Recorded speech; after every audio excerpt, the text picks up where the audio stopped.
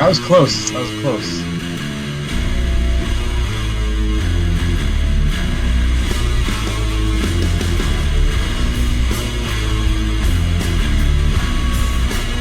Here we go, lively.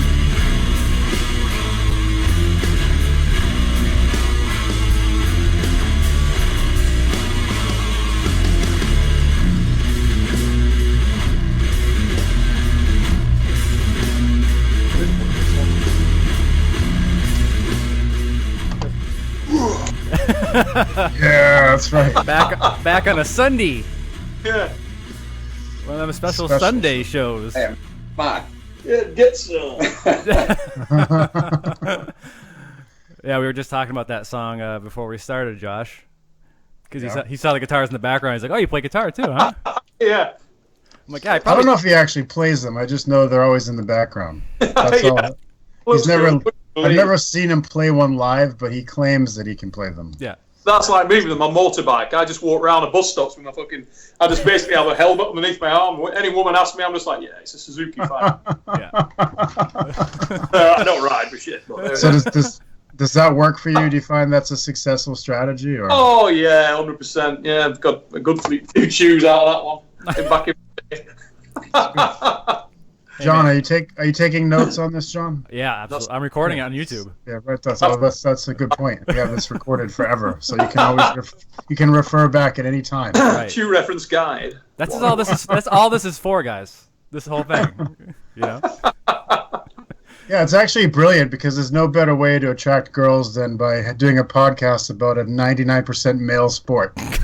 yeah, they're all lining up. I didn't say it was a good idea, Josh. But obviously, as you guys can see, we have a special guest tonight in Neil Pickup. How you doing, man? Hey, very well, guys. Very, very well indeed. There's two people here, John. I was going to introduce Ben as well, but you interrupted me. Okay, well, get to it, man. What's up, Ben? How are you guys? Good to be with you. Yeah, man. Nice. Ben, you're the one I really wanted to talk to, but I'm not friends with you on Facebook, so I had to go through Neil, so I apologize for that. Oh, no worries. I can grab my phone and take care of that now if you want, man.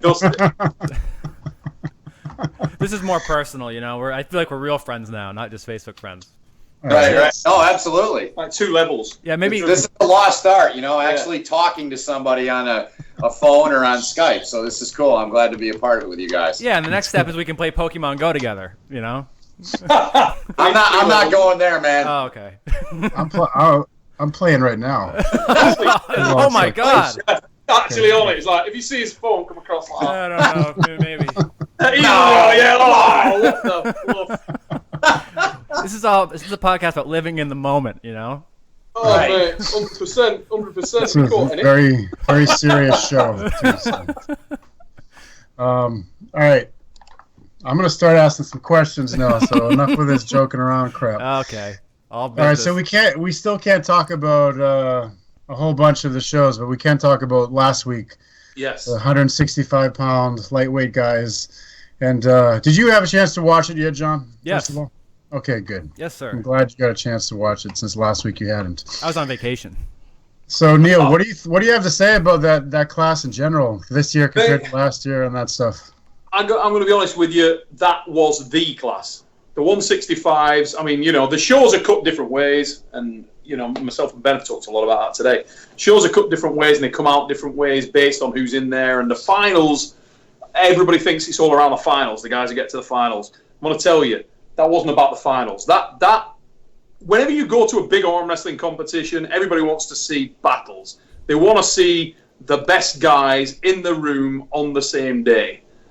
That was sick. That class, before it kicked off, I was walking down the weigh-in line before we got there. I just landed that afternoon. And a lot of the guys I was walking down the line. They were all stood in line. And I spotted at least 12 guys that I'm thinking, holy shit, that dude could win. Right. Then I'd swear, yeah, that could do. And I'm right down the line, and it's just killers. I mean, it was like just clones of Dexter all the way down. Everybody's a killer. We brought over like 4 killers from Europe. There was a ton of guys there who had Justin Bishop backed. People coming up to me like, I'll bet my house and the farm on Justin Bishop. People back in Katowski, he was big money over there. Yeah. Everybody, Katowski's going to do this, Katowski's going to do that. Guys that were back in, Joseph Levet from France. We obviously Yanis, although he's had the injury, you can never write Yanis off. He's a friggin'. So everybody had their guy, and when you looked at it, you want to see wars. That was Mogadishu. It was nuts. Every single one of the 3 tables, you look down, bloodbath on it. Yeah, absolutely. It was nuts. So best class of the entire event for me, 100%. Oh, really? And they don't get a lot of.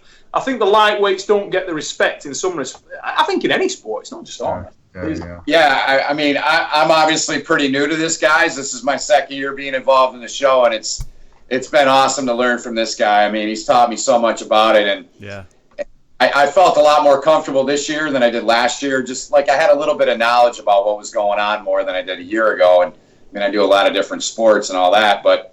In the lightweight class, to me, it's like Neil said, and I think I'm going to try to quote you. I think you said you failed to back a horse in this class, is what he said. And when we did the show, and when we take the show, and there's just it's something different. I mean, the supers and the heavyweights, it's raw power, it's brute, and the middleweights to some degree. But to me, the lightweights, man, the balance of endurance, stamina, and power, and I mean, they're almost all these guys are in great shape. I don't mean it that way. It's just different. They're faster. They're sleeker. It's like when boxing was good, I think it was like, watching the lightweights was fun because the speed, the quickness, all those things. So I really like that class a lot, guys. And the buzz about it, there was a real buzz about that. Always the middleweights is deep. It's always deep. Everybody loves the middleweight class. But the heavyweights and the supers, I think, to be fair, every year, the 4. You know what I mean? You walk in there and you're like, it's going to be this guy, this guy, this guy, or this guy. And it's one of those and that's it, and you can lock it in. Yeah. That lightweight class, nobody would have got $100 out and betted on it. Everybody was like, coins in the air, let's see how it lands. It was a absolutely phenomenal category. And do you think that has a lot to do also with the format of... Basically, you have to qualify for the finals. So you weed out a lot of the guys who, are fillers for a class. Yep. You know what I mean? And so you got all these guys. Not one of them doesn't deserve to be there. You know what I mean? There. I mean, look at Luke Kint. Yeah. Luke Kint wins Northern Regionals. Luke Kint's a badass. He's got a master top roll. He's fast as hell. Came in riding a wave of confidence. Super strong guy, and a lot of people had him backed as well. Everybody's saying, he slapped around Justin at the regional. Yeah. He goes 2 and out. He gets leathered. Right. Who would have called that? You've got Yanis straight off the bat into a absolutely unbelievable battle with LeVay. And that was just resonated around the whole room. It was just an atmosphere going, Kaplan came up, who stood at the side of me, says, this class is ridiculous. Just looking at the tables, nobody was getting easy runs through with the possibility, and it's nothing. This is every bit to his credit. The guy who actually got the best run through the draw won the event, and I think it's massively. I'm not taking anything away from Tony because Tony Katowski is an animal. Let me tell you now.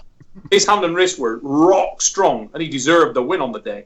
His gamesmanship was on point. His hand and wrist were biblical. Everything about he just did it right. He got it right. And you need the stars to align. You need the stars to align to win something like that. And they aligned for Tony that day, and good for him. Yeah. But if you looked at the guys in that class, there were 3 or 4 lads that I thought this guy's going to be there or thereabouts. And straight off the bat, they were all in screamers. Randy Bayers. Yeah. Him and Tom Holland were for real. Let me tell you, Tom Holland. He's a if you beast. don't know the name Tom Holland. You need to tattoo that on your dick. Because let me tell you, that motherfucker is real. He is unbelievably freakishly strong. He's like a bionic bootlace. He's got nothing on him, and the man is sick. I mean, he's just, in Arm Wars the other week, he just slapped about Michael Dobrin like a bomb. Yeah, he's like a 165-pound Devon. You know what I mean? He basically is that guy, yeah. I mean, he's, thin as a lat. You look at him, he's the only guy who can get out of his bedroom without opening the door. I mean, that guy is just, but I'll tell you what, strong? Holy shit, he's stronger than a breath. Crazy endurance. Yeah, he's. I've been seeing him lately, and it's been very, very impressive. Everybody he scary. pulls. Everybody he pulls, he goes up a gear. You know, he pulls middleweights, slaps them about. I've seen him pull really big dudes in England. I mean, he's one of those guys because he looks like a lean individual. He looks quite small and young. I mean, he's only like early 20s, so he looks like he's only just started shaving. You know, this guy walks in there and basically he's wearing a pair of ladies' jeans because they don't make men's big enough. He walks into the, he walks into the venue looking like he's got arms that are made out of friggin' cotton with knots in it, and then just starts throwing people about like rag dolls. That's the best. And I love him. His attitude's amazing. That guy's attitude is the type of guy that, you know, if you were writing a war movie and you wanted a warrior character in there, you'd make it about Tom Holland because he's just fearless and he loves just going in there, getting into a dogfight and getting taken out on his shield. Can't beat that. That's what it's all. Yeah, with this sport, you cannot beat that. That's for sure. You know, and he's got it in bucket loads, and I think Wild's bringing that out of people. It really is. Well, it's crazy just listening to you, say the same things we've been saying, Neil. When we all looked at the class and we see, Cobra and Alan Fisher end up battling it off for 7th and 8th place, you got an extremely deep class. Oh yeah, and it's incredible. And one thing that we talked about last week, Neil, about the weight cutting. Did you get the impression that there was more of it in this class than in the two other classes above it? Because it seemed like there was quite a few people cutting almost 30 pounds to make 165. Yeah,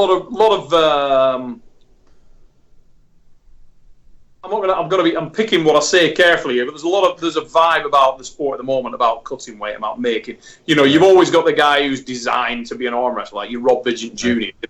They've got all his body weight distributed from the waist up. Well, not always, you know what I'm saying? But all body weight distributed from the waist up, and he's got balsa wood legs. You get a couple of guys like that, but there was massive rumours before the while that Paul Talbot wasn't going to, he was going to, sack it. I'm not going to go for lightweight. I'm going to go middleweight because we stand next to Paul. Paul's a big dude. He really is.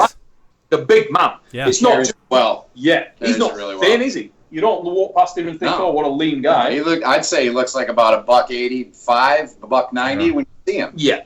I mean, it's amazing. I don't know how much he cut, but he must lose probably around what you're saying, 30, 40 pounds. Katowski, holy mother of God. Like the Hulk. Mate, when he came in the day before, and it was like a different man than it. When he showed up for the day of the tournament, it was incredible. The amount of filling out that his body had done, it just sucked up it was ridiculous. He looked massive.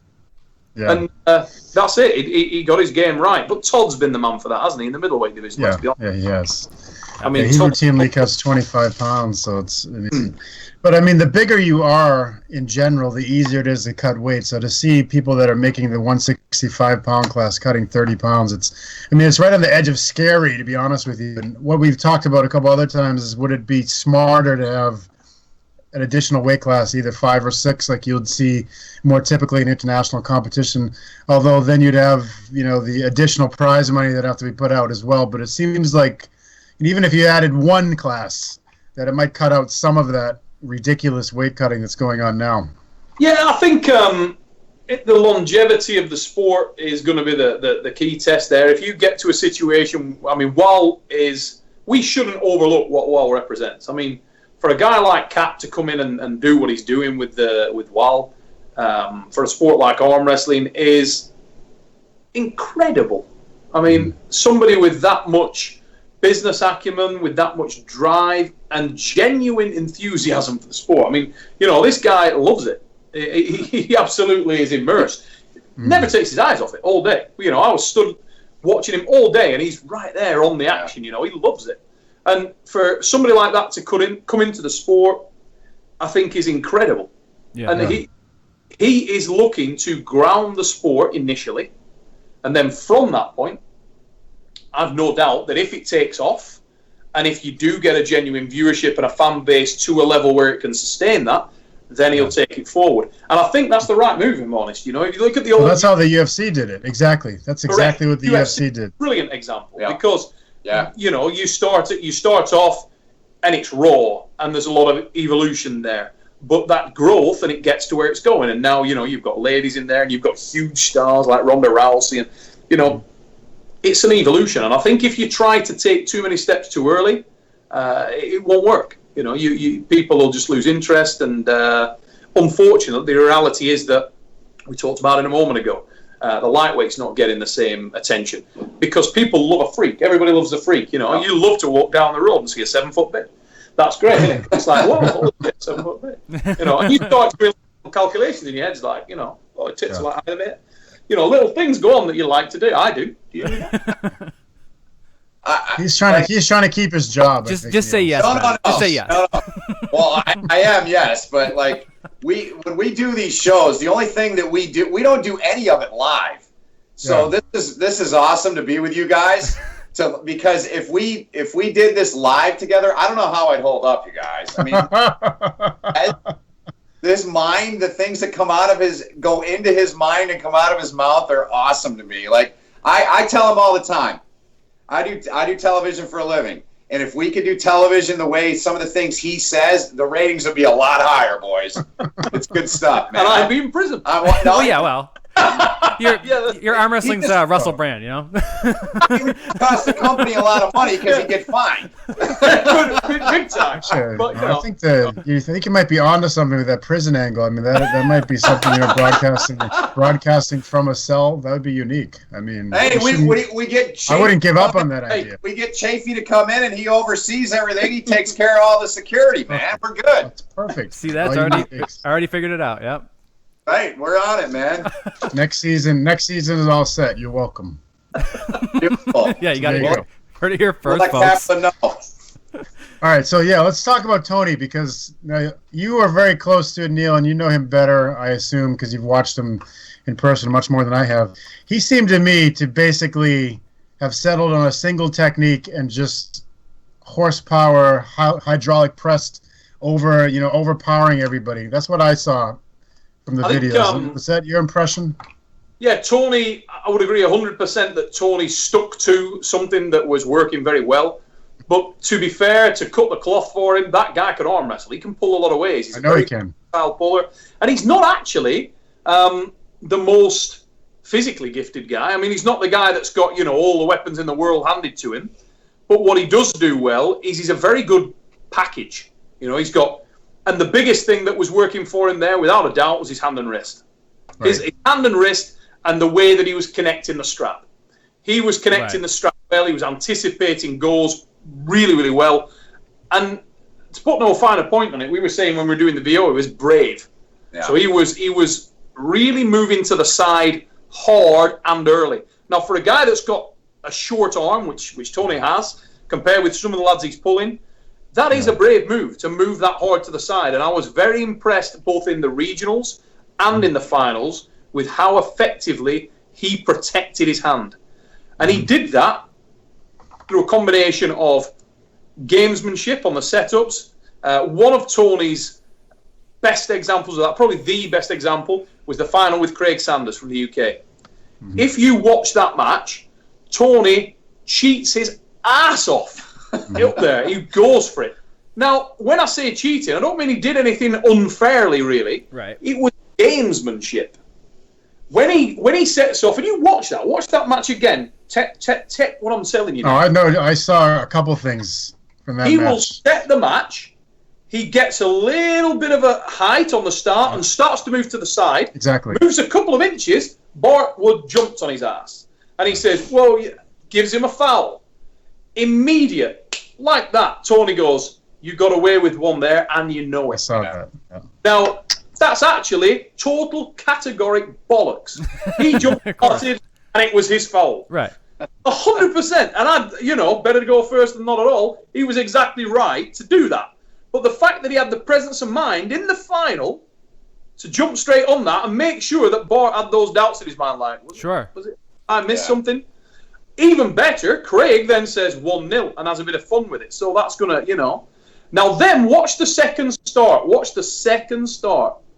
They get set up. They start to hit. This is pin number 1, second start. They both start to anticipate, and he's rising all the time. Craig's curling. Craig hits like this, and Craig's bad for jump starts as well. So he starts to curl. Tony starts to rise. He moves about 5 inches this way. Then he backs off and then starts again. He's already a third of the way over when Bart gives the call. Brilliant. I saw that. You know? I saw that, actually. Watching that in Europe, we're like, bullshit. That was clever. That was gamesmanship. Right. It was. You know? I mean, I picked up on you. First of all, you mentioned that in the broadcasts, you pointed the fact out that Tony had suckered Bart a little bit there, and then you're right. On the second match, I did notice that he got it. I looked. It looked like about 3 inches before go, he was already on the way to pin, and I was like, "Whoa, how do you get away with that?" But you're right. He's very tricky. He's very clever, and that does bring up everything you said about the WAL is 100% right, and I think that. The reason it gets a lot of crap is because you guys are doing the best job. You're number one in ratings for arm wrestling by probably 900,000 viewers, right? And most of the big guys, 80-90% of the big guys in North America are doing WAL. So that says a lot. But the primary, there's two issues that always get brought up, and one is the contracts, which we could talk about later maybe, and the second one is the lack of the rigid rules, which that particular incident is a good example of. And, we've heard different people say, various explanations. I'm interested to hear yours, Neil. And it's basically come down to people feel like the reason the rules are the way they are in the WAL is that it increases the layman's ability to understand the sport and not get bored. So it's more exciting, it's quicker, it's faster, and it's something that someone could just pick up relatively quickly. Is that why you feel like the rules are the way they are? Right, I'm going to go for this one because the arm wrestling lost its way and has lost its way in a lot of places. Arm wrestling is fundamentally a combat sport. Mm-hmm. That's what it is. It's a hybrid strength and combat sport. Now, everybody gets into arm wrestling because they want to have an arm wrestling match, not because they want to have a referee decide that they won a match. Mm-hmm. Now, my proudest accolades in my career and the ones that I'd hold up and say, yeah, these were things that I enjoyed doing would be my EAF and WAF titles. Yep. And at that time, it was more spit and sawdust. You were not in a situation where you'd go up there, you'd move a fraction of a millimeter on the setup and somebody had fouled you, and you'd say, what? I watched this year's European finals, I watched last year's World finals, and there's a really sorry state of affairs getting in play at the moment where you'll watch 12 finals, 9 of which will be decided on fouls, and you don't actually see an arm wrestling match. Yeah. Nah. And then you'll get an arm wrestler getting a foul, winning a title on a foul, and jumping around and celebrating like they've done something spectacular, like they've just done an overhead kick in soccer. Like, woo, yeah, the ref just told me I won, even though they didn't have a match. That is sad on so many levels, it's ridiculous. Yep. What WoW's trying to do, what Arm Wars tried to do, and what we all need to wake up to is that if you're in a combat sport and you're deeming yourself to be a fighter and a warrior and a combat athlete and a strength athlete, be a man. Fight. Actually get in there. It's like being an amateur boxer or a professional boxer. If you want to wear a head guard and you want to complain about when you get an elbow bump or something like that, realize you're in a fight. You're going to get hit. And that's what people need to wake up to. Arm wrestlers need to be arm wrestlers again and start arm wrestling. And WoW gives you the opportunity to arm wrestle. And it, more importantly, much more importantly, it lets the viewer see what would have happened. That's the big thing. A match gets underway, bang, we hit the hook, we're in there, we're battling away, and then suddenly, just as the match is getting interesting and you've got like not a full hard-on, but like a semi-hard-on, because it's such a good match, a referee jumps in and says, "Ban for the shit." Referee jumps in, whoa, stop the match. And people, if that happens in America, people are already loading their gun to shoot them. You know what I mean? They're like, sorry, you're the ref. I was at a match at the European Championships. Rustam Babayev is in Rustam Babayev hadn't been stopped for like 9 years. Suddenly, Russian kid comes along, stops him. They're in a blinding match in the hook. Minute and a half in, there must have been like a tiny, tiny millimeter. Nobody, including Rustam and his opponent, saw the foul. But the referee Downside, sees the match, he stops the match. Both arm wrestlers stop and start looking around like, what the hell happened? You know? The whole audience, these are hardcore arm wrestlers, the whole audience is like, boo, all booing like mad. Everybody's pissed off. It ruins the best match of the friggin' day. The only one anybody wanted to see, it ruins it. You imagine how that is to a guy who doesn't really like arm wrestling. Right. What he does is just turn off. If a man or a woman at home's watching that, they just go, you know what, this is shit. We don't even have to see the arm wrestling matches. We've seen 5 finals and they've all been decided on fouls. Who wants to watch this? Arm wrestling's garbage. Decision's made. You've made the decision. And if anybody asks them about that, oh, have you ever seen professional arm? Yeah, I've seen it. It sucks. It's, they don't actually do anything. Can you imagine a boxing match? If somebody got cracked in the jaw, his legs he's on Queer Street, he's falling all over the place, and just as the guy's running in to crack him again, the ref goes, whoa, what the... nobody wants to see that. They want to see the fight. Right. That's the only thing arm wrestling's got, the essence of combat. You take that out of it, you've killed it. It's done. Yeah. Yeah, and I remember you talking about like what you were saying when two guys are just in a hook, and we all know as arm wrestlers, there are slight little adjustments in there where there might be a little bit of an elbow adjustment. There might be a bit of air that nobody feels, nobody sees, and we don't want that stopped. You're right. And no, because nobody cares. I was in a match and that happened. Yeah. And I was so upset that happened that I felt that if a guy that I'm arm wrestling and I'm close to, so the strength gap's pretty close, and if he raises his elbow by this much, that it makes such a monumental difference to me, that's ridiculous. I just don't think it does. I don't believe it does. And I think if you're in a match, if you've been arm wrestling for any length of time and have any understanding of the sport, perimeter fouls are more significant. Yeah, definitely. By far. A perimeter foul, much more significant foul because they're gaining a lot more advantage from that. Yeah, off the front or the back. Right, they either gain advantage or they protect something. Someone might not lose their hand if they come off the front a little bit or something like that, or they get a little bit more back pressure if they come off the back. Yeah, and I do agree with that, and that's where I think Arm Wars really did something very right, because that really did allow the combat to continue. And one thing that I've told Josh, I'm not sure if I've said it on the show, but I know I've said it to him, I always appreciated on your show was if there was a foul that did get missed, you always admitted it. You said, looks like they got away with that one. You know what I mean? It wasn't slipped under the rug. That's life, isn't it? Let's be honest. Right.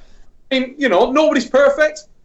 Sometimes stuff happens, and But I tell you, let's just dwell on this for a minute. While we've got people who are hardcore arm wrestlers, let's talk about slip in a losing position. Okay, think about that. Arm wrestling had the problem of slip in a losing position, and the great minds in arm wrestling came up with something to solve that problem. It's called a fucking strap. So we invent the strap, right? And the strap's a pretty effective thing because the arms slip apart in any position, and you say, okay, well, your arm slipped apart there, and two guys argue about who let go. It was you. No, it was you. No, it was you. Well, we'll find out. We're going to tie your ass together. Then we'll fucking see who let go, won't we? Because I'll either pin you or you'll pin me, but we know. Now, to the guy on the street watching the show, that's fucking genius. It's like, holy shit. It's dramatic. It's a way that you definitely solve the situation. You find out who is the man. Right. So what's the next step? I know. Let's invent slip in a losing position. Somebody needs to tell me what a losing position is. Correct. Because Florida Holden certainly doesn't friggin' understand. Yeah, he doesn't have one. Doesn't have a losing position. So whose losing position is it? Right. Because Travis Bagent's losing position, it's if he doesn't get a really fast start, then he's screwed. Because he never wins a match if he doesn't. But it's a mega effective trick.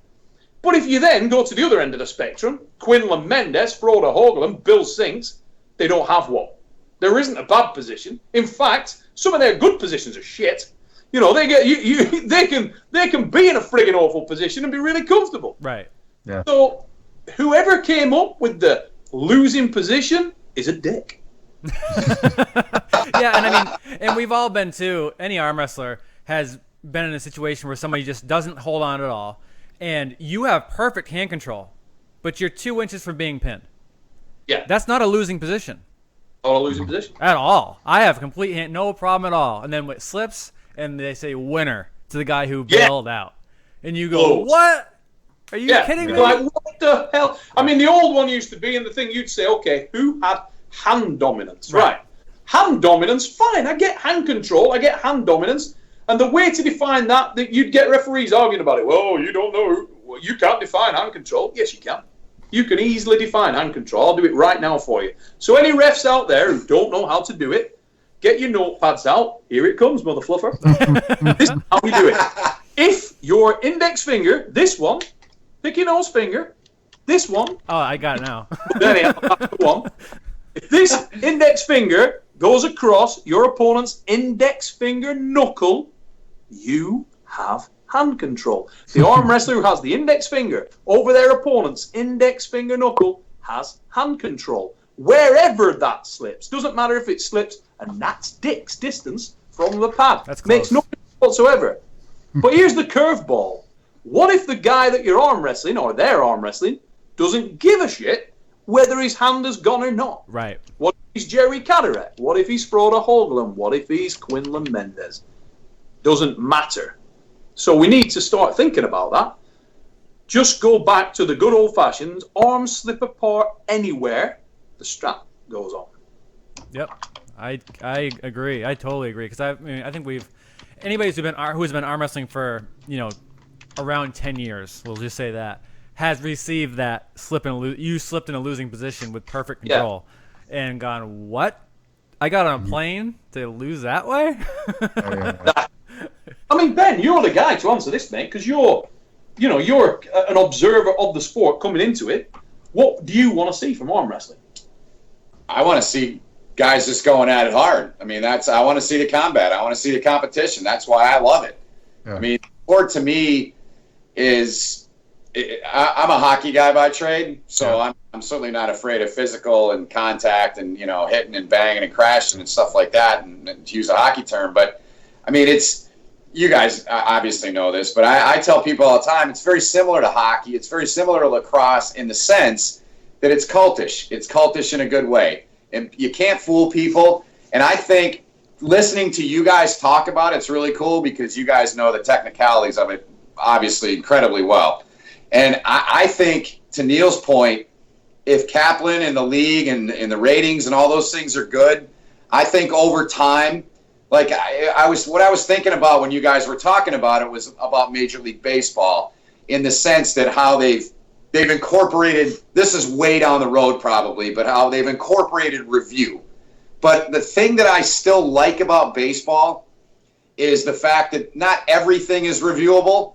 And I don't think everything should be, like you guys were saying, like if a guy, I forget which guy, one of you guys mentioned it, but like, hey, if I commit a foul, I got to be honest and be a man and say, hey, that was on me. I mean, I think that's the way it should be. I don't want to see referees controlling pulls. I don't want to see referees having to get involved. I mean, let the guys go at it, let them battle, and that's what I want to see, man. I mean, I want to see power, adrenaline, guys getting pumped up.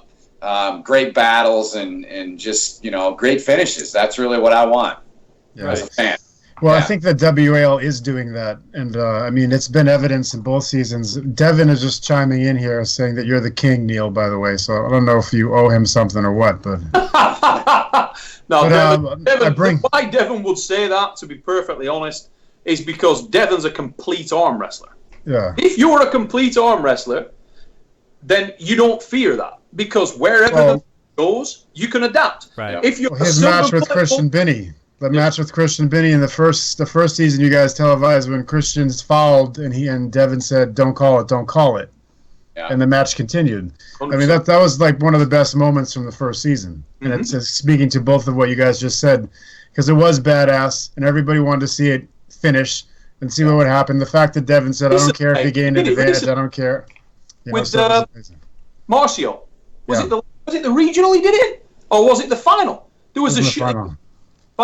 Yeah, I know he did it recently again, where one of the refs was saying Marcio got an elbow foul, and he's like, no, don't call it.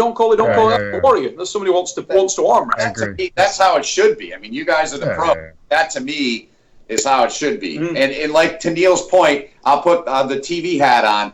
I mean, we have to give people a reason to watch. We don't want to see matches ending on slips and fouls. Like, I mean, I wouldn't want to watch that. As a sports fan, as a competitive person, I want to see people going at it toe to toe, arm to arm, hand to hand, and let them battle. Yeah, and I also think when an arm wrestler looks down at the ref and says, "Don't call that," I think that's beautiful. Yeah, it's combative. That, and I think it's great. I think it's great for the guy who doesn't know anything about it because he goes, "Oh, something happened." It lets them understand that there was something to call as well. You know what I mean? Yeah. Okay, there must have been something that happened, and then they review it. Oh, that was a foul, but he said don't call it. That's great. You know what I mean? It combines all of it. There's an education, and there's the they get what they want, which they want to see two guys kill each other. That's what everybody wants to see. Yeah, 100%. Well said.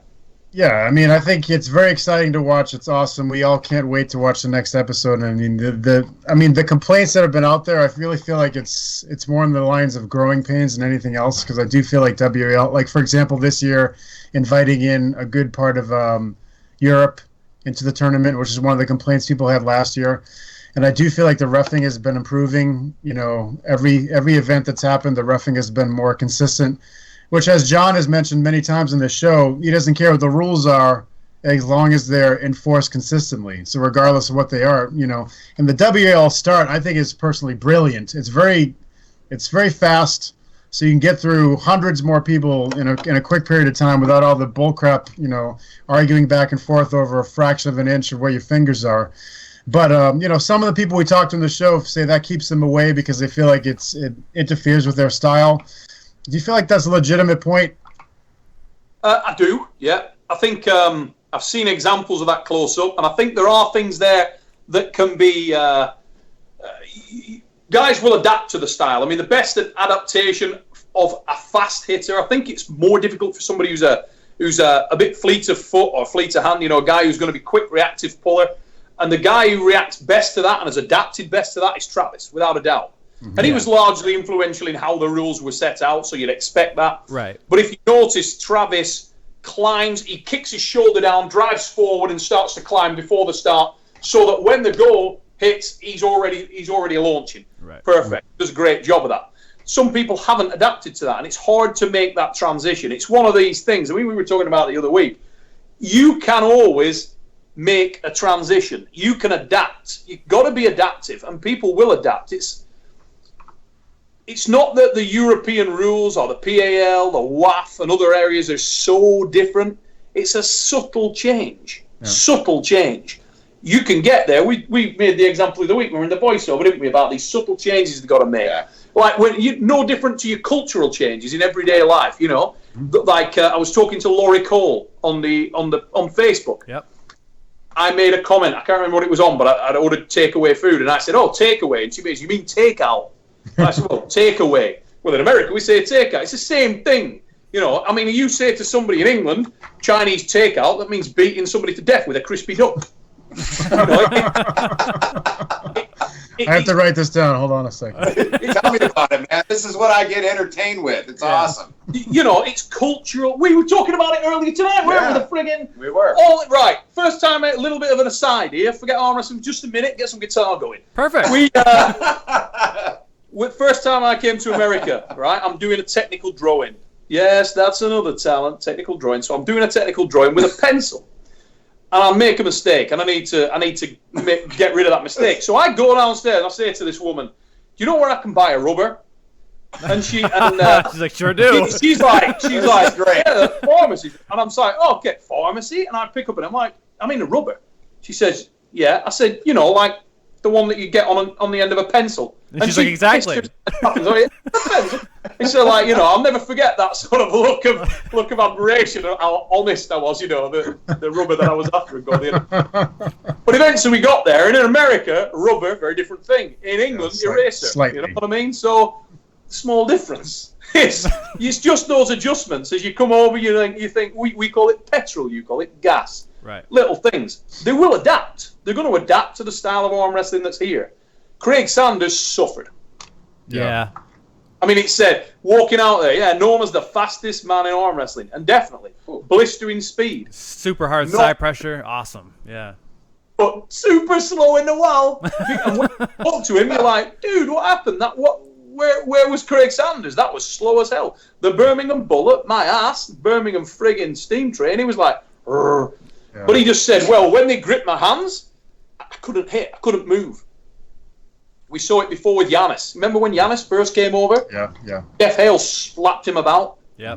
Because he felt restricted because he's used to that light touch, not the, okay, close your hands and a guy hold of his wrist, then they close and then he hits. He was so, that fraction of a second slower makes all the difference in the world at that level. Oh, at the highest levels, you're talking the small details are gigantic. Yeah. Massive difference. No, you're right. So it's adjustment. I mean, we talked to Corey Miller about that last week, and that's basically essentially what he said as well, that one of the reasons why he's a little bit reticent to come into the WEL is because he's not sure he's going to be at a full hit on. But as you pointed out, Travis has in fact figured it out. And so there is a way to do it, and I think, Devin actually mentioned this when we interviewed him, is that, wherever you go and whatever league it is and whatever set of rules you have, you'll find that the same group of people end up winning regardless. And by itself, that's a pretty strong indicator of how significant the rules are in any individual contest. It's just a question of adapting to them, as you mentioned, Neil, and going from there. Yeah, and really, and how they adapt to them also, if you look at Devin and you look at Travis, they'll both adapt. But Devin's going to adapt by being this, intelligent technician and being able to adapt that way. Travis does it by being completely unmanageable by anybody. Like, he's just... yeah. You know what I mean? For real, Travis will find a way to win. You know what I mean? And it'll be aggressive and violent when he does it. It's just the way it's going to be. No, Travis, I've got to say, I thought that at this last event, Travis was outstanding. Yeah. Brilliant. Yeah. From the moment the guy walked in the venue to the moment he had the hammers in the air, he did not put a foot wrong.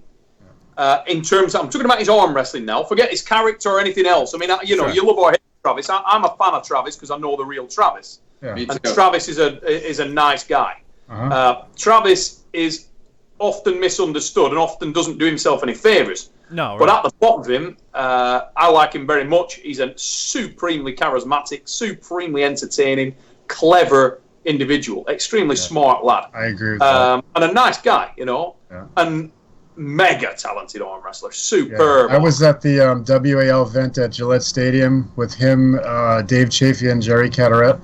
And Jerry and Dave spent probably half the day arm wrestling each other, left and right on the table, just going back and forth and getting a huge amount of practicing with one another because they don't get a chance to pull very frequently. But Travis was there the whole time. He didn't lock up with them once the entire day. And I remember thinking about that, and I was like, this guy doesn't want them to know what he feels like. He doesn't want them to have any sneak preview. He doesn't want them to know if he's gotten stronger or weaker or anything. And so I was wondering, is he injured, or does he have some kind of secret he doesn't want anybody to know? And obviously in a couple of weeks we're going to find out. But as you said, and everybody else has been saying, and if you can read between the lines of the things he's posting up on Facebook every 3 seconds, you know that he didn't do too badly. And so I think that speaks to the strategy, the strategic mind he has, as you were saying. I mean, he's very clever. And, Travis is an extremely smart lad at the table. He'll use every friggin' weapon around him, from the referees to the crowd to the creating this positive wave of energy that people backing him. But if you watch that guy before the tournament, he's already going.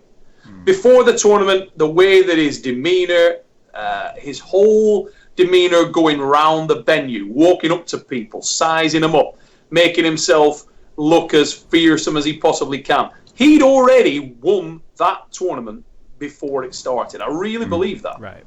Speaking to his opponents. Yeah, those little tiny comments. He'd won. He'd already won because he was telling everybody what he was going to do.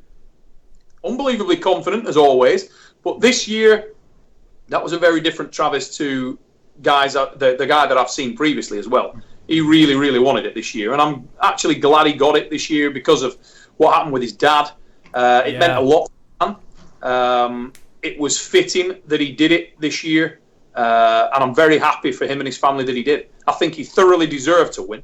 I think he wrestled a brilliant competition, and it meant a lot to him this year, and sometimes things happen for a reason, and I think that was the situation, and good for him. Yeah, I agree with everything you said. I haven't spent anywhere near as much time as Travis as you have, but I've certainly realized that he has a televised persona and an actual persona. And as you said, he's a very down-to-earth person. He's very nice, and I had a lot of fun hanging out with him.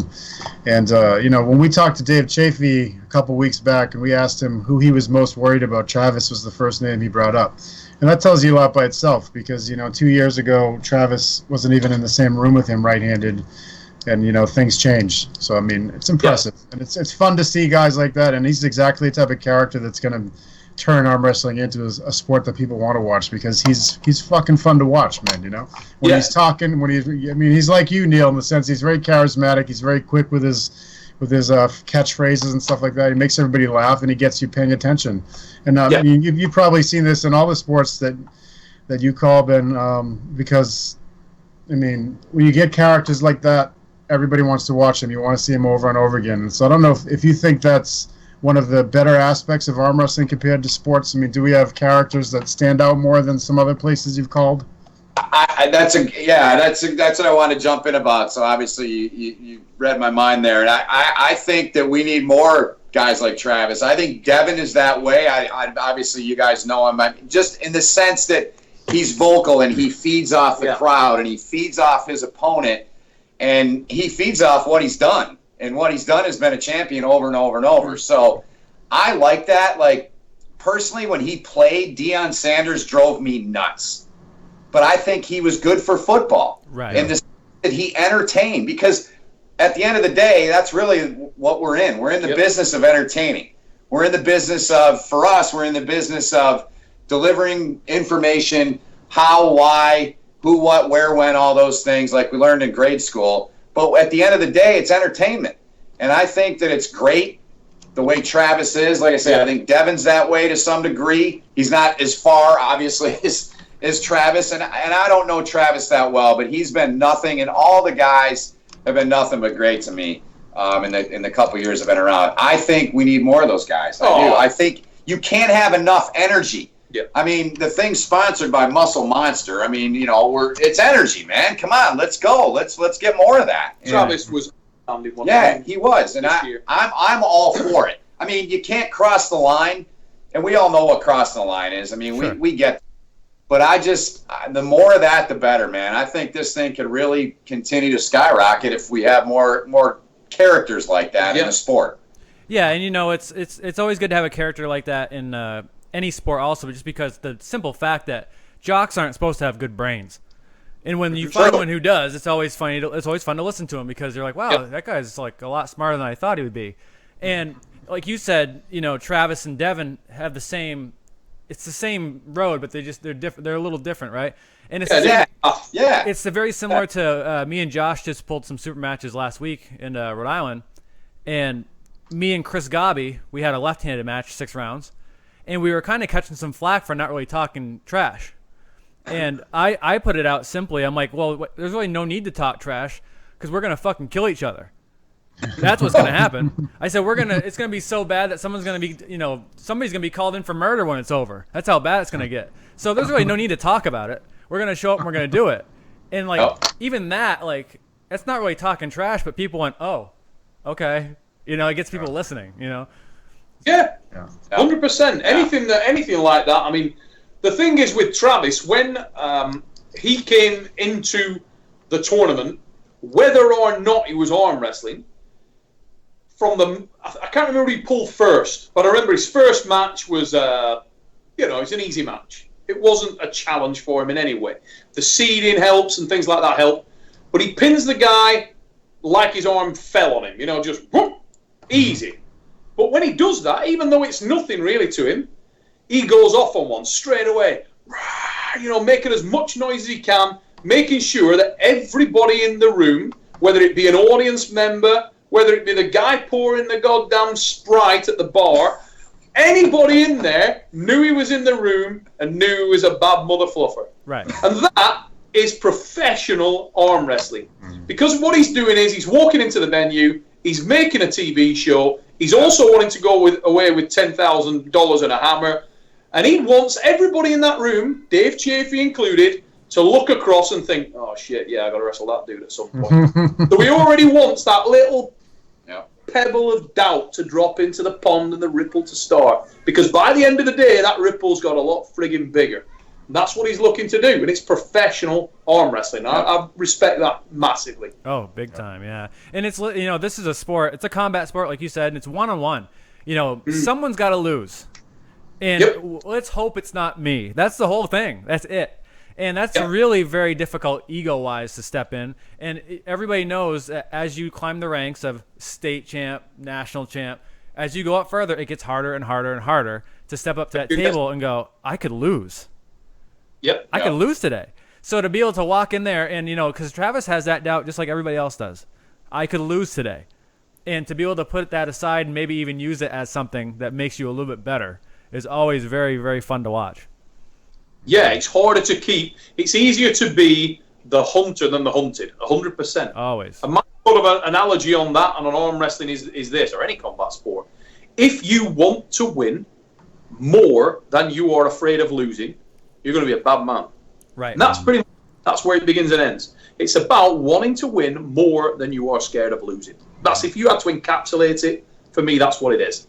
Any day you walk into there and you have more doubt or more concern about being beaten than you want to win, you may be in trouble that day. Yeah, I think that's very true, Neil, and it's something that, people who are at the elite level of any sport always talk about visualization, and, people talk about it somewhat tritely by saying believe in yourself, but at the end of the day, it's really true. If you go in there feeling like you can bend metal, you're probably going to be able to do it, and the same applies to the arm wrestling. And it's good to see that, as you mentioned, the professional aspect of professional arm wrestling, that we really do have elite level athletes who have mastered the intricacies of their sport to the level that you would expect in anything else like golf or basketball or what have you.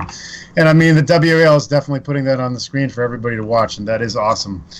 We got questions coming in about arm wrestling, Neil, that I want to ask you, but I wanted to say, ask you one more thing about WAL before we move on. And that is, the fact that the Eastern Europeans and Russians and those folks aren't in yet. Do you think that the WL needs to get those guys in as soon as possible to gain a little bit more international credibility, or do you think it doesn't matter? Honestly, I'd love to say that credibility, arm wrestling is the key thing, but in reality, it isn't. It doesn't need it. It isn't going to make any difference to the success or failure of World Arm Wrestling League. Would it be beneficial in terms of the matches? Maybe, or maybe not. But I think the biggest hurdle to that, or one of the biggest hurdles to that, is that if you look at the way that arm wrestling is structured at the moment, and the Professional Arm Wrestling League, World Arm Wrestling Championships, whatever you want to call it, who also do a fabulous job, very well organised. It's a different rule system to WAL. They are currently governing and owning and controlling a certain roster of athletes. Yeah. And within that roster are the Eastern European elite. So whether or not WAL went after those guys, I don't think they would secure them anyway. And at this point in time, I know that there's no appetite to sort of try to upset or tread on toes from WAL. I know that there's been some, to-ing and fro-ing in terms of comments being made, and I really don't want to get into that. I'm a fan of but we are too. Who it is. I don't want to get into that at all. But what I would say is that there's no appetite within World Arm Wrestling League at any level to create waves or to be adversarial or obstructive to any other arm wrestling organisation. And that's a fact. Yeah. It just isn't. They're not interested in that, not looking at that. The guy that drives the ship, Steve Kaplan, has no interest in that. From what I've seen, he's been very, very forthcoming in endorsing arm wrestling globally and just trying to further arm wrestling as a sport under the brand of World Arm Wrestling League without creating problems for other organisations. And that, people have said, oh, well, why did you pick World Arm Wrestling League? Why did you partner up with them, and why did you want to work with them and help them? that was a massive factor. The fact that the guy is not, there's no adversarial aspect to it whatsoever. There's no politics. He's purely and simply trying to further the sport of arm wrestling in the best way he possibly can. Yeah. And that's my kind of guy. Well, I think that's actually, the fact that that's coming from you, Neil, is going to make people feel better about it, because, that some people do have concerns about that kind of stuff, and a lot of times it's unfounded. People are just worried about their toes getting stepped on or what have you. What you started out by saying at WL is the most important part, is they are bringing it to a huge audience. They're presenting it in a way that's exciting, fun to watch. You don't have to sit down and watch for 7 hours like you do golf. You can watch for an hour and see a lot of exciting matches and awesome stuff. And I think all that's great. Devin just asked the same question. He asked it slightly right after me, so he has to be quicker with his questions if he wants me to get him on here.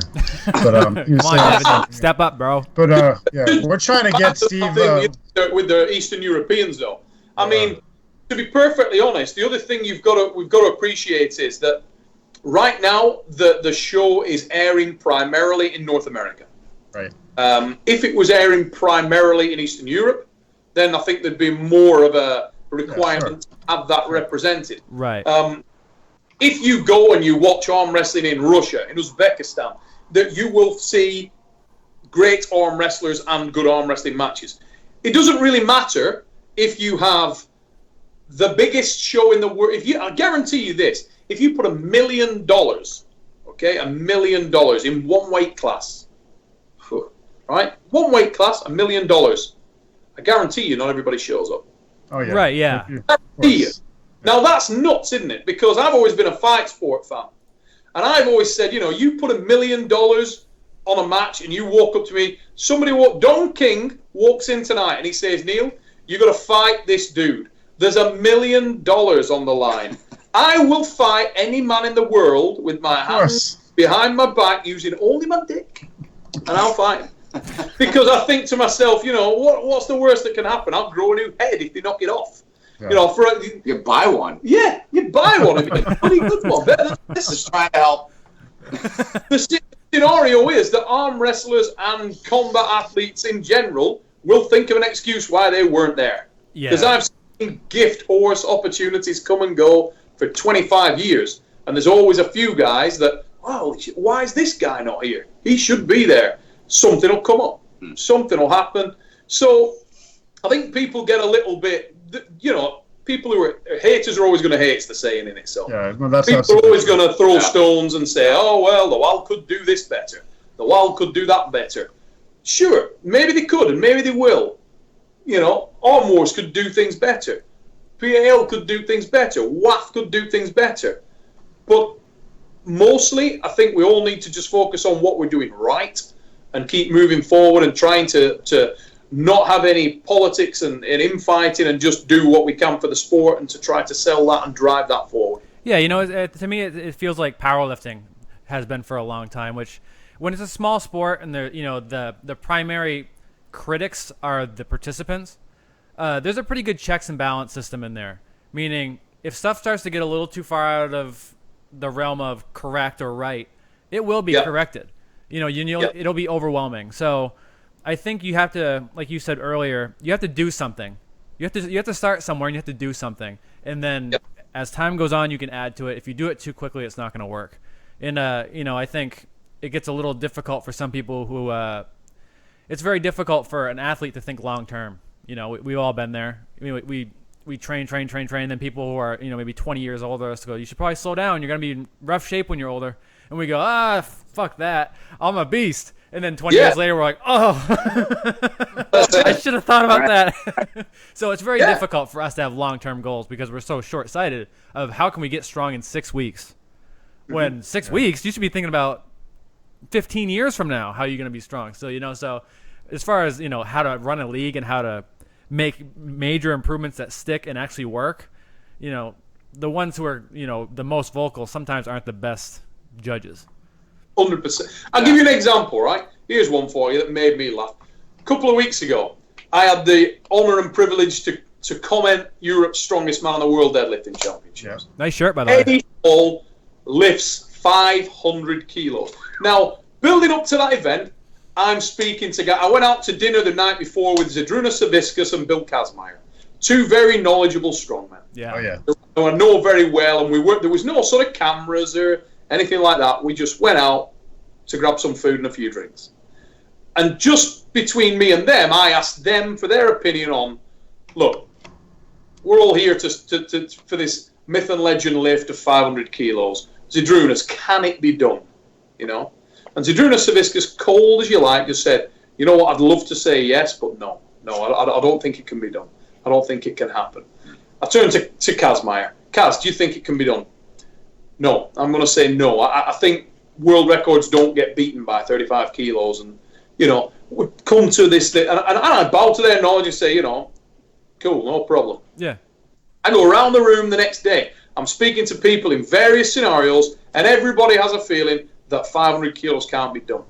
Mm-hmm. So the night itself comes, Eddie Hall, just to give a little bit of background, the year before at Headingley Stadium has broken the world record as raw as you like. The guy comes out stripped to the waist and lifts the world record, right? He comes out on the night at the First Direct Arena in front of the biggest strongman crowd in history, and he lifts 500 kilos, his nose explodes, he collapses. Everybody can't friggin' believe that he's done it. I go online the next day, and some peen-ass has written, yeah, he used straps to lift it, and he used a suit.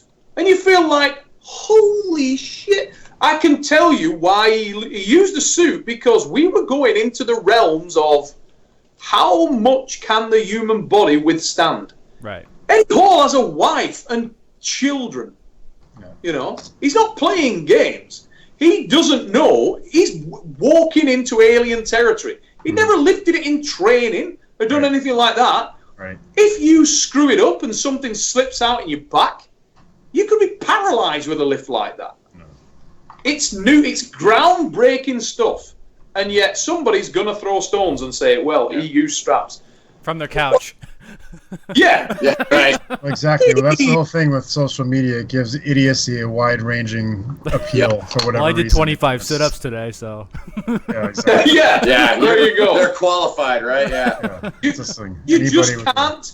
Whatever you do, somebody's going to say, oh, well, yeah, absolutely. This guy. Well, I mean, look, it happens in arm wrestling, like, as legit as any match could be in the world. Well, you couldn't beat him in a hook, though. Yeah. Yeah, I guess. Okay. I guess he does suck then. Yeah. Never mind. I retract it. Exactly. Like what the? Oh, anyway, you can't waste your energy on it. Unfortunately, you can't because it's impossible. They never shut up, no matter what you say. So it's not even worth talking to them when they say stupid things like that. Yeah, and unfortunately, the ones who have like the only ones who typically like waste the energy to comment like that are the ones who are really fucking stupid at the comments to make. Exactly. The ones who are like, awesome job, they just think it. Yeah, I mean, what made me smile about that was you had Andy Bolton, unbelievably legitimate individual in powerlifting. Yeah, past world record deadlifter. First man to break the 1,000. Right? And he like 3 friggin' posts down. Andy Bolton comes on and says something along the lines of, what the are you talking about?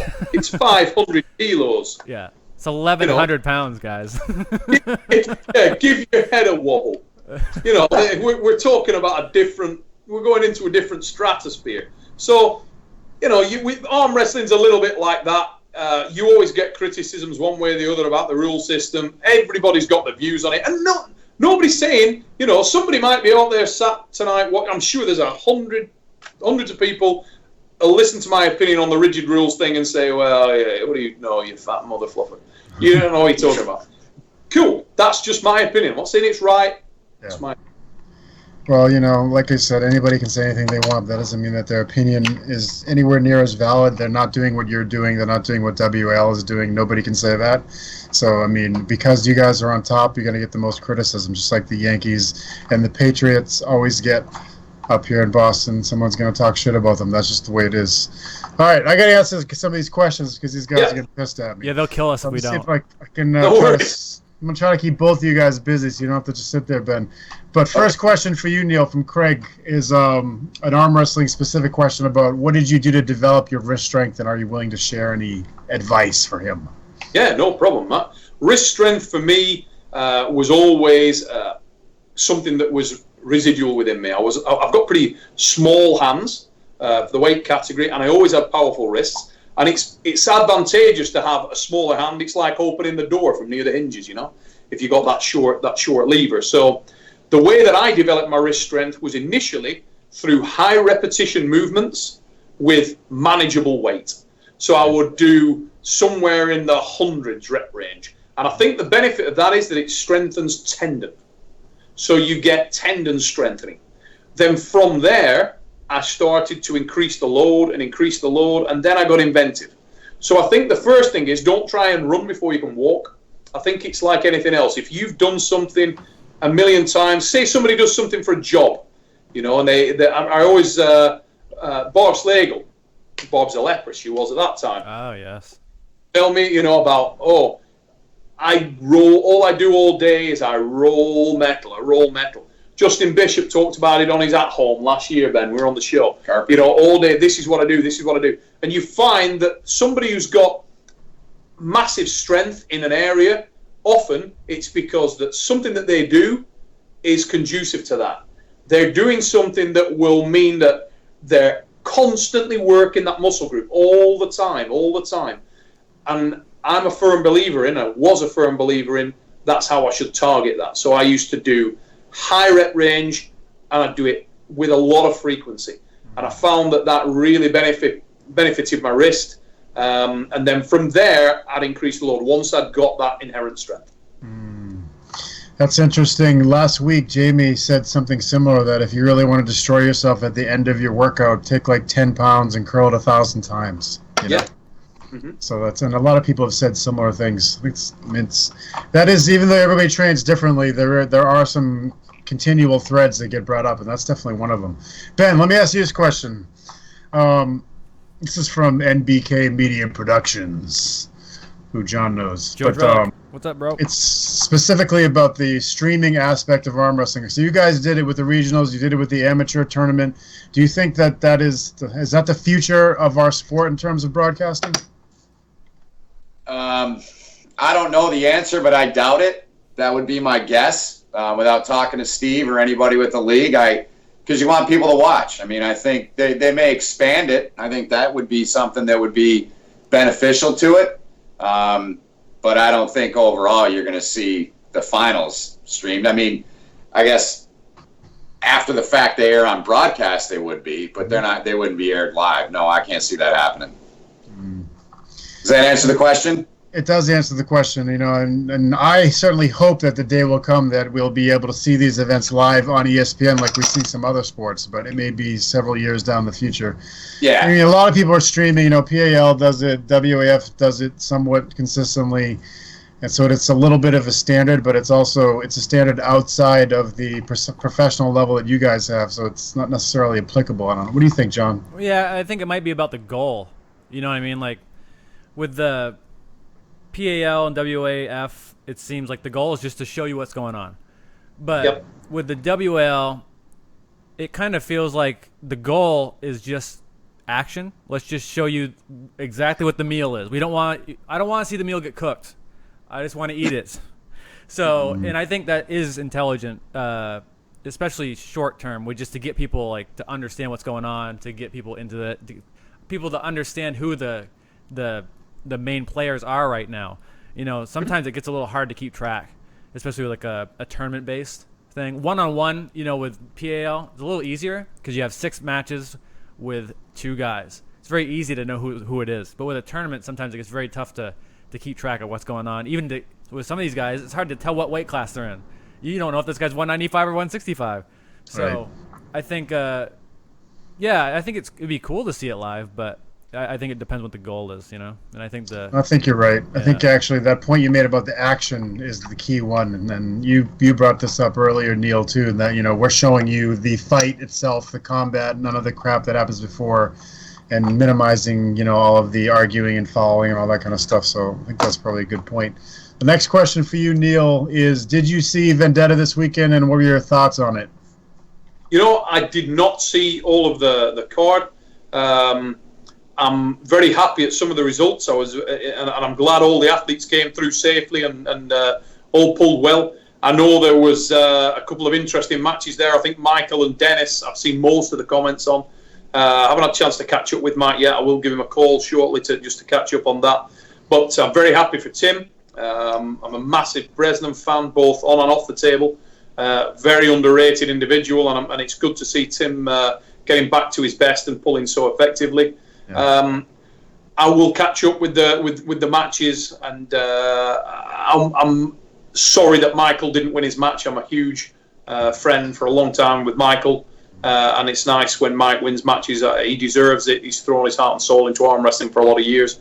He's had a lot of flack recently, probably dented his confidence a little bit. I think he came into this event not the man that I've seen before, and I'm a personal message to Mike. I hope he gets back to his best, remembers who he is, and remembers what he's capable of. Yeah, I think he will, because I watched that whole match with Michael and Dennis, and that was Michael's to win. He made a few mistakes, and like you said, he wasn't, if you want to talk about characters in arm wrestling, he was not the monster in most of that match. He was Michael Todd, and that was still incredibly effective. And just, I think knowing how close he was, and honestly doing that kind of, damage to Dennis, like really, really pushing him to where his limits were, I think it really will fire him back up. And I hope it does, because there is no more entertaining arm wrestler than him when he's on that table. No, Mike's got a massive amount to offer arm wrestling. We talked earlier on about charismatic individuals. One guy, and just before we start on this is no reflection on World Arm Wrestling Championships and PAL at all, because great organisation, do fabulous events, brilliantly organised events. Can't say a bad thing about them. But for the WAL and for the future of arm wrestling, I would personally love to see Michael Todd in WAL, because he's a genuinely entertaining arm wrestler that would bring out the best and most exciting matches in some of the guys that are on that roster now. And he's an American, and it's the biggest thing at the moment in the US in terms of television exposure for the sport of arm wrestling. And I'd love to see a situation where Michael could compete, in World Arm Wrestling League. Whether that happens or it doesn't, so be it. Wherever Michael chooses to compete, I wish him all the best with it, because he's a good guy and a great arm wrestler. Yeah, and you talk about a competitive spirit. When he's in a match, there is nobody ever who wants to win more. There just isn't. Michael is a nutter. Michael, when he gets his mind on winning an arm wrestling match, if the strength gap's close and he's in the match, he is a very, very hard individual to talk out of it. He will. People talk about, I'll go this far, I'll do this. That guy will break his arm to win. Yes. I've watched him do it at my show. Yep. He will break his arm to win. I mean, one of my favourite bits of Michael Todd history, which few people will know about. He bust his arm at Triple XL in London in front of a couple of thousand people, girls in the front row screaming. Bad injury, horrific injury. He takes a second to reset himself after telling me, incidentally, in an interview the night before, exactly what he's going to do. One of two things will happen. I'm going to hit this guy bone to bone at 100 miles an hour. One or two things are going to happen. Either my arm's going to snap, or I'm going to beat him, take his heart. And he said, I guess we find out which one tomorrow. Wow. Well, we did find out, and his arm snapped. Wow. And I got it all on camera, and it ruined me. I was gutted, because this is my friend. Right. Walks off the stage. Wagner Bortolato says, Michael, he doesn't speak good English, Wagner, but he said, no. I sorry. And he said, good match though, baby. And I was in it. Bro. You fucking nutter. Yeah, it's like it reminds me of an old. That's what he said. Yeah. And they were taken him to the friggin' hospital, and he says, I was in it though. That's the dude, Absolute nutter, and I love it. Yeah, it reminds me of an old story of Ed Cohen, best powerlifter of all time, right? And I can't remember the other powerlifter, but he was in a weight class above. I believe he was in the 275-pound weight class. and Eddie missed his last squat, and then this guy also missed his last squat. And Ed Cohen goes, "That guy was so crazy." He walked back to me and he looked at me and goes, "Ha ha, I missed more than you did." And that's that same thing. That's the same, yeah, you know what I mean? I was in it. I might have broke it, but I was in it, wasn't I? That last question was from Christian in Sweden. I forgot to give him some credit for that. So this one is from Spanky Stone. He wants to know, do you have a ritual that you use to get into your Arm Wars voice because he thought you were a 60-year-old English lord? Question of the night. Love That's it, awesome. mate. Love it. No, I don't actually. I would say my Arm Wars voice is pretty normal, pretty standard me. Apart from the last 2 Welsh shows where I was criminally wrecked. But other than that, all of us. Let me tell you, I was knackered though. Those last shows, I was even frigging blackouts. If they sounded a bit, the first and second show, I mean, I literally arrived 2 p.m. on the day of the show, and people say, "Oh, I hadn't had any sleep or I wasn't rested." 2 days I had not been asleep, and I'm not kidding. Really, I was muffed. If Kelly Brook had walked up to me that day and said, "Hey, fatty, fancy a bit of sex?" I would have gone, "You're all right, love. I'm a bit tired." That's good. Oh, man. All right. Thomas in Chile has a question for you about strength testing versus strength training in the long term, meaning do you think 1 max rep versus 2 to 5 reps at a lesser weight is better for long-term gains versus peaking? Yeah, funnily enough, the guy I was talking about earlier on, he probably knows as much or more about strength than anyone. I spoke to Saviscus about this a lot, and I spoke to Eddie Hall about this a lot. And he says, basically, when I do reps, this is Eddie, when I do reps, it's because I can't get any more weight on the bar and I can lift it more than once. That's his opinion of what rep training does, and he's going for high-end strength, and obviously has attained higher strength than pretty much anybody else in the world. Right. The difference is with what we do from the sport of arm wrestling, it isn't just about strength, and we're not lifting a bar. So it's like the old, Bruce Lee film thing, very good, but brick not hit back. Well, yeah, this hits back. It's a moving target. So you can't just, set yourself. If you're going for a hardest punch competition and something static, you can load up and fire off and no problem. But when it's moving across and it's moving fast in different directions, then you can't throw it just as hard because you've got to worry about it moving. The issue that you've got with arm wrestling, this thing's going to move all over the place. So you do need endurance. You do need tendon strength. These are the things that I think you need. You can't just focus on static strength. And if you wanted an example of why I believe that's the case, because do I believe that the strongest arm wrestler in the world has the strongest arms in the world? No, I don't. But I think they're the best arm wrestler in the world. And that's a very different thing. Yes. That's what people need to think about. Are there men outside of the sport of arm wrestling whose arms are as strong as the strongest arm wrestler? Yes, there are guys, definitely. But they just don't know how to get the rubber on the road. That's the skill of arm wrestling. One of the skills of arm wrestling is around understanding what tools you need to think about bloody Formula One car racing.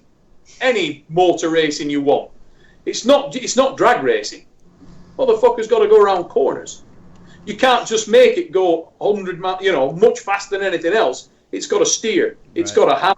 It's got to be controllable. That's arm wrestling. It's not just defined. It's fluid. It moves. It evolves. Arm wrestling is evolving. The day of the long athlete is upon us. Yes, You've got torch bearers. Devon Larratt is a torch bearer. Nicholas Nanastad is one of his offspring, as is Tom Holland, as is Latin. That is evolving. It's moving. It's working. It's doing itself. And that's the thing. You've got evolution of arm wrestling taking place right in front of us right now. Yep, and I also believe when you talk about reps, 1 rep max or multiple reps, the one thing that's also different about our sport is that every once in a while, that weight across the table from us stops us, and it doesn't mean it's over yet. Just because that weight stopped us doesn't mean that we're going to lose. So now we can change directions to move that weight somewhere else. Like you said, it's a moving target. It's very rare that you have a strength sport where the weight can think. Yes. Right? It's an intelligent weight. It's not going to go one direction. And we've all been there, ready to go, whap, and it doesn't go anywhere. And if you don't adjust, you're going to lose. So, where's the rep come from? Well, what rep? There really isn't one yet. And you can be like we discussed earlier, an inch from the pad isn't a losing position all the time. Correct. Not all the time. So that rep, where does it end? Does it end at the pin pad? It's so difficult for us to define. I mean, this is exactly the point. I mean, you're in a situation where, it does move. It does ride your hip. So you move hard to the side. You move hard back. If you get someone with different physical characteristics, pulling arm wrestler A isn't pulling arm wrestler B or C. They're totally different guys. It's the old adage, styles make matches. Right. Styles make fights. And in arm wrestling, it's as true as in any other combat sport. You get a guy that is a killer to 80 or 90% of people, and then there's that one dude. There's that one dude that for some reason just has your poison. I always remember when I was a kid and Cobra, used to watch Andy back then, and let me tell you, that guy was nuts. He'd be cracking people all over the world, people he had no right to beat, wild pissed. And never bothered him. I mean, I've seen Cobra wrestle. This is no joke. Cobra is young, wrestling the night before the World Championships, drunk as hell, on the hotel floor for money, and then go win the Worlds the next day. Like it was his job. Just go and leather everybody. Right. Like they're crazy. Unbelievable. But then he'd run into Sharon Remez. No, just can't do that, dude. And he was beating super heavyweights, beating everybody, cracking people left, right, and centre, but he couldn't crack that one guy. Always his poison. And there's examples of that in any sport you want. There's always that one guy who's your bogeyman. And there's your rep. How do you rep that one? Yeah, we were talking about that with Corey on Wednesday, where in 2009, 2010, somewhere around that time, it was him, it was Corey Miller, Luke Kent, and Jeff Hale. And Jeff Hale could not beat Corey. And Corey could not beat Luke. But Jeff could beat Luke. It was that three-way of like, why can't these guys just beat each other? Like, it didn't make any sense. It's because of the styles. There it is. So, we've made it, how long have we been doing this? What, an hour and 20 minutes? An hour and 23 minutes before someone finally asked a question about steroids. I was worried I was not going to get to annoy John My on this favorite episode. subject, yeah. Oh, I mean, I was starting to get concerned because nobody had asked anything about it, and we've been on here for however long. You would have texted me one if it wasn't. Do you think steroids are a problem? Do you think that the WL should test? Do you care about this issue? Are you a lawyer? Yeah. Look. Do you care? Yeah. It's like the old John Witherspoon thing, isn't it? I want to see a guy run 100 meters in under 5 seconds. Run, motherfucker. Yes, I do care about this issue a great deal. Hence the name The Natural. That's where that came from. Yeah. But, look, everything has its place and has its time. Mm-hmm. Right now, I think there are colossal issues in all sports with drugs. Sure. It is not isolated to arm wrestling by any stretch of the imagination. Arm wrestling is fighting for air. It's fighting to breathe. Mm-hmm. It's trying to gather momentum. The time will come when I think arm wrestling really, really does need that. And it needs it now, but it's that sliding scale of priority. Would I love to see it? Yes, 100%. I would absolutely love to see PED testing throughout arm wrestling. Do I think that it is essential right now and it's priority number one? Yeah. I actually don't. And I couldn't be more for it than I am. Right. I've got 2 sons at home. And the fact that in most strength sports or combat sports of any description, they might grow up in a world where they would be forced to do that to be competitive. Right. Saddens me greatly. And I hope every other man out there or any other father out there feels similarly. And that's what, if you endorse the use of steroids or any performance-enhancing drug, make no mistake about it. Look at yourself in a mirror, guys, because that's what you're doing. Yeah. Right. The other question that I would ask people out there that do use that is, why have you given up on yourself? Because for me, I can hand on heart say I've never touched anything. Probably the fact that I've got back tits and ankle tits gives that away. Ankle tits. And All right, I'm writing this down. yeah, you rock ankle tits. You know you ain't using steroids. But Those like ankles? yeah, ankles, similar thing. Yeah, you can stand on them. They turf. Hotter though, hotter. Yeah, you get to a situation where you're having to do that because you're not confident in yourself, or you think that you need it to win. For me personally, that would have been a sad day, because I want to win, but more than I want to win, I wanted to know, just was I any good at this, and if I was, how good was I? And I'm okay with the fact that there'll be a guy better. There was, I mean, you cannot get to a situation where you're going to beat everybody in the world on every given day. I've never met an arm wrestler that hasn't and doesn't lose, ever. Sure. It's the beauty of the sport. Everybody loses. Everybody loses. But for me, it was always about, was I good enough? How good was I? And I feel like if I'd ever taken something that made me better to that level, I'd lost it. I'd never know. Well, Devin just told you to take your hand off your heart because Viagra is a PED. Oh, God. We should have just set it up for Devin to come on. Maybe got room for another box in there. Yeah. We could fit him in it. That'd be funny. Ben, now that you've been in the sport a couple of years, if you could bring, and Neil, feel free to chime in when Ben's done, if you could bring any 4 people into arm wrestling, either current arm wrestlers who aren't in the league or other people that you would like to see in the table, who would that be? Wow. Chuck Norris. From other sports? Yeah, if you like, from other sports, or whoever you'd like to see in the WAL who's not here. Oh, wow. Is that your question, or did somebody ask that? Nope, that is a question from, I don't remember who. They asked specifically about Scott Mendelson, so I expanded it to people in general. That's cool. Oh, man, that's tough. That is a tough one, isn't it? I would like to see Rob Gronkowski. Oh, that's a good one. Like to see him in there. Mm-hmm. I would like to see Bob Probert in his prime, the old Red Wing fighter. Ty Domi, guys like that. Yeah. I'd like to see LeBron James do it. See what he do. And I'd like to see. I'm going to go all athletes here. How about Rory McIlroy, man? I mean, he's a good Irish guy, right? I mean, he's ripped, man. He's strutting around on the golf course, showing it off, man. I mean, I know it's not all about being completely ripped, but a lot of it's about being ripped. So those would be my choices.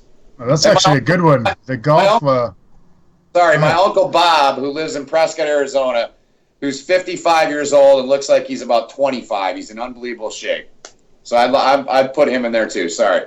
I think the golf point is actually excellent, because when you think about it, our sport tends to have a lot of people that do some kind of very physically challenging work as a living, and they do it all day, and sometimes it's something simple like pipe working, like we were talking about earlier, but swinging a golf club thousands and thousands of times, that's not too dissimilar from the kind of stuff that you would see other people doing. So I wouldn't be surprised if a golfer would be excellent. How about you, Neil? Any arm wrestlers? I mean, you mentioned Michael Todd. Yeah, I'd love to. I mean, I'm a huge fan of Vitaly Lalatin. I think he's a phenomenal talent. Mm-hmm. I'd like to see him in there. There's a guy, I'm not even sure he's active anymore, but Gennady Fadzinov, Russia. Huge talent. Never seen him losing a hook. Just a freak. Yeah. I'd love to see him in there. You can't turn back time, but if you could, I would have loved to see Svetan Gashevsky. Yeah. Svetan is a master arm wrestler. Phenomenal athlete, cerebral athlete, guy who's at a very, very high level of thought and evolution in arm wrestling. I think he could benefit the sport. And I'd also like to see certain guys from other sports. I mean, one very exciting prospect right now is a guy that I've dealt with and worked with a little bit, Vytautas Lalas, who's a very high-level professional strongman. Was second in World's Strongest Man. Okay, yeah, I know who that is. Based in Dublin, Lithuanian. Let me tell you now, mark that name down, because I had conversations with him after Europe's the other week. He is very interested in arm wrestling and getting involved in arm wrestling. Thrown his hat into the ring a couple of times in a small way, and he is colossally strong. That man is ridiculous. I mean, we're talking about a guy here who's got unbelievable essence of man coming off him. You know, you stand close to this dude and your friggin' fertility levels go up. He's just fucking nuts. So if he gets into arm wrestling, he will do something, I promise you, because the man is as strong as Popeye's pig. Well, when you talk about, like, you know, strongman too, where they use their hands, which dude. You know, we know the sport. The sport is a hand. That's, you know, if you can't, like you said with the race car analogy, you need to be able to that, you know, sticking those tires to the pavement is this thing right here. Yeah. It's just the way. And there's a few guys there that if you could show them, the thing that makes Vitalta strong is he's a package. A lot of times you get guys that aren't joined up. You know, they're strong in a linear fashion, but they've not got the mobility. They've not got the fluidity at the table. Right. They can't quickly. They're muscle bound. Vitaltus has got all those boxes ticked. He's fast. He's fluid. He's joined up. He's technical. He's strong as hell. And if that guy decides to step over the line, get ready. Mm-hmm. A few people are saying that Scott Norton, the pro wrestler, should be under consideration as well. I don't actually know much about him, but what the hell? There's been some pretty strong pro wrestlers. I remember one guy who was trying to break the bench press record. What the hell is that guy's name? Dino Bravo. Dino Bravo was like a 700-pound bench press guy. Well, yeah, and before Scott Norton was in professional arm wrestling, he was an arm wrestler and a good one. He gave I know he beat Brzezinski when he was young. I didn't know that. Eric Spotto. I mean, he was an arm wrestler, went out, got into the bench. Obviously, record holder in bench. Yes. Was told that he would come back. Eric Spotto would come back into arm wrestling. What's that done to him? I mean, last time I saw Eric, he looked like he was colossal. He looked like he put on so much size and weight, and he was strong before he went to bench, like really strong. Yeah. I think he's one of those guys who was just born strong. You know, he was like ridiculously strong from a kid. So if he now stepped back into arm wrestling, where would he be at? There's the beauty of what we're doing here with World Arm Wrestling League and just the evolution of arm wrestling generally, the fact that it's growing, getting bigger, social media, the internet, they're out there. If you think that there's not guys out there that are unbelievably strong, there are. A guy showed up at Europe's the other week, right, in the strongman. This guy is Adam Dirks, his name was, weighs 110 kilos. And he lifts like 1,000 pounds. I mean, who does that? Right. Strong. They're out there, mate. They're out there. This guy was spotted online, given 5 days' notice, shows up and lifts 420 kilos. Banana strong. They're out there. So the more people, the more shows that go out on ESPN, it just happens to land on somebody turns on the channel. Who's that guy out there that's crazy strong? You know, yep. They're out there. They'll come. Yeah, it's something I heard about entertainment a long time ago, where somebody said there's 10,000 George Carlins out there that just never tried it. They didn't know there was a stage. They didn't know you could write jokes, and they didn't know you could make money doing it. There's 10,000 working in some factory somewhere. So when you talk about arm wrestling, which is even smaller than that, there's 50,000 out there that are fantastic for the sport. We all know that guy who started, and he's 3 months in the sport, and he was stronger than you were 5 years in. Yeah. It's just, we all know those guys, and there's a lot more of them out there, so absolutely. That's exciting, isn't it? Yeah. That's what excites me about it. I'd love to see. I mean, you look at guys that are coming, they're starting from a pup and getting in there now. You've got Hermes Gasparini from Italy. Very good, Matt was a very good friend of mine. His dad was a very good friend of mine back when I was pulling hard. So now you look, Hermes is like a new breed, and he's a killer. Let me tell you, beast. He sure is. Absolute beast. What about you, Neil, or Ben, for example? You're going to see you guys trying to take competition seriously on this level? I mean, Neil, you first. Obviously, you've already been at this level and higher in the past. I mean, what's your future looking like in terms of actual pulling? To be honest, I'm pretty open-minded on that. I mean, the truth be known, I don't see myself getting to a high level of arm wrestling again anytime soon, for a number of reasons. But more than any, that it's not where my heart lies and my focus lies in terms of attaining that level anymore. That's mostly down to the fact that I've got other distractions in my life. I've got a family with young kids. When I was, I mean, a lot of people say, when I was young, I had it tough or I had it difficult growing up. I didn't. My dad is a motor mechanic. He's not, I'm not from a wealthy family or anything like that, but the guy would work every hour that God sends to give me an opportunity in life to do something. And I love him for it and always will. And if I'm not able to do that for my sons, then I'm failing them, So right now, I've had a good run in arm wrestling. I was fortunate enough to find a sport that I enjoyed and that I was okay at. And I want to find what sports they love and what they're good at. Arm wrestling is in my DNA. It'll always be there. But right now, my role in that, I think I'm in a decent role for it. I feel very honoured and privileged to be doing what I do within the sport of arm wrestling, working alongside talented guys like this and learning from them. And I want to get to a situation where I'm representing the sport to the best of my ability and trying to do a good job in that role. And if I can, then that'd be great. How about you, Ben? What, in terms of pulling? Hell yeah. Yeah, we're going to see him on the table? I'm willing to give it a shot, man. I'm going to have this guy train me, so I know that's probably the smartest in the world, right? Yeah. I mean, if I were to do that, so, I mean, listening to Neil's, just talk about, being on this side of it. I mean, I'm a broadcaster by trade. This is what I do for a living. So, I mean, this kind of came up. I jokingly said to Warren, who in the beginning was involved heavily in this show, I said, man, you got to get me on that show. We were just kidding around one night. He was actually showing me where John Lennon was shot. And it was right after that we turned around Columbus and he got a call about it. And, it's just really fun to be a part of it. I mean, I want to see this thing go as big as it can go. I mean, that's what I want.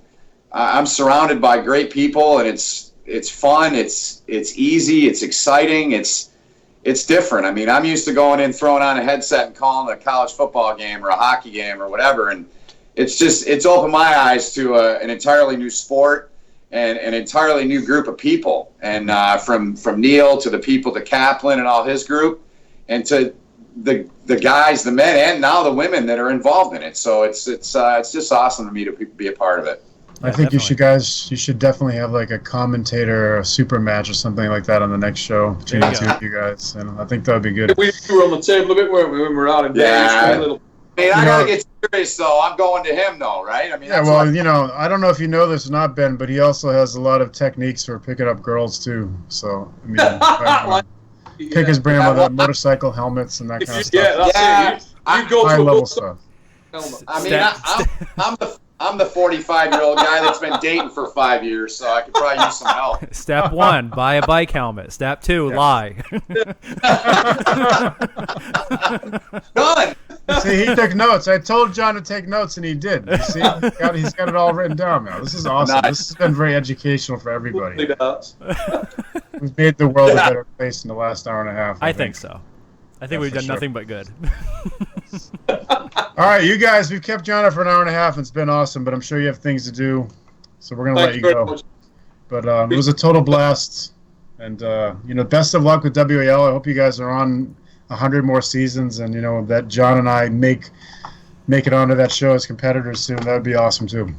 That would be, man. Nice to meet you guys, and you guys do an awesome job. Thanks for letting me sit in with you guys. Yeah. Thanks, Tom, guys. Really appreciate your time, and keep doing what you're doing. Good stuff. Hope everybody out there as well have a good evening. Oh, yeah. All right. We will. Thanks. Adios.